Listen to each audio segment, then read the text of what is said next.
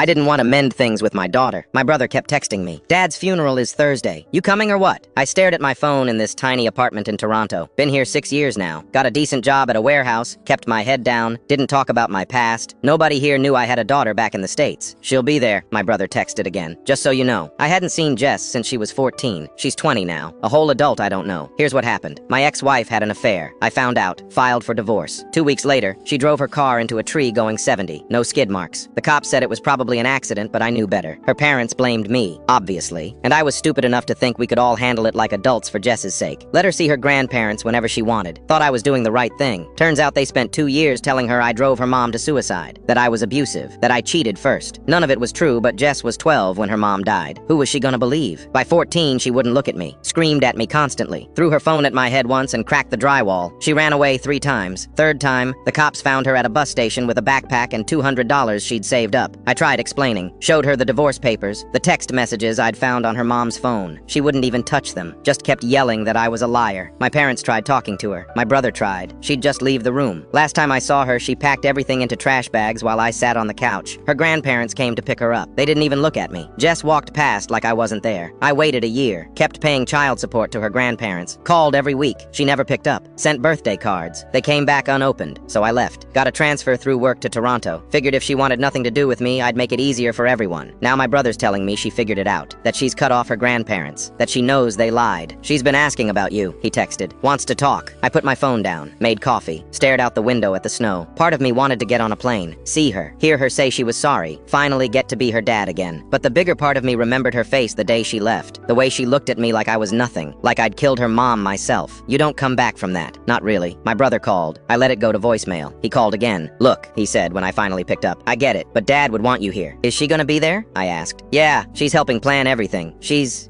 different now. Grew up. Good for her. Don't be like that." "Like what?" "I spent 2 years getting destroyed by my own kid. You weren't there for the worst of it. You didn't see what it was like." He was quiet. "Then, she was a kid. They lied to her. I know they lied to her, but she's the one who decided I wasn't worth listening to. She made her choice. She was 14, and now she's 20. 6 years too late." I hung up. He texted me the funeral details anyway. I sat there for 3 days. Called in sick to work. Barely ate. Just kept thinking about whether I wanted to see her or not. The thing nobody tells you about having a kid who hates you is that it doesn't go away, even when they're gone. Even when you move to another country. You still wake up sometimes and remember them at 5 years old, showing you a drawing they made at school. And then you remember them at 14, screaming that they wish you were dead instead of mom. Both versions exist in your head at the same time, and it makes you crazy. Thursday morning, I still hadn't decided. My flight would leave in 4 hours if I was going. My brother texted, "Please." I texted back, "I'm not coming. Tell Jess I hope she's doing okay, but I'm done." He called immediately. I didn't pick up.